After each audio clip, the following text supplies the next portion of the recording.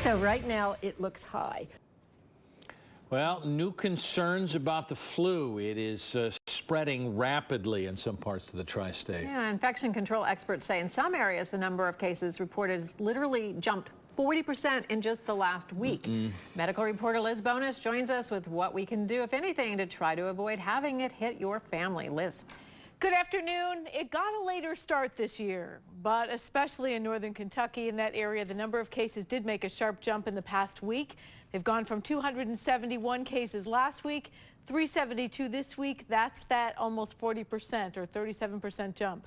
Hamilton County doesn't track exact numbers, but they do track flu activity, and they do expect to see or can continue to follow it to see if cases go up there as well. Now, once it starts spreading, however, it's really tough to stop it anywhere. That's because the virus is spread easily from person to person, mainly when we cough and sneeze. Patty Burns is the manager of infection control at St. Elizabeth Healthcare.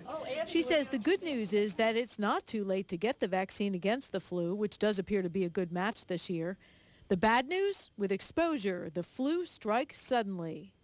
Flu doesn't usually kind of meander. It just hits you and you're fine one minute and the next minute you're on the couch. People say that hurts so badly and they just feel wiped out for a good week. If you get sick suddenly, Tamiflu or another antiviral medication can help you reduce its common symptoms, which include serious congestion, body aches, and a high fever. One of the main concerns about this flu is not just the flu itself, it's the complications from it. Already they've seen admissions due to things such as pneumonia, and what brings people usually into the emergency room are breathing problems and respiratory concerns.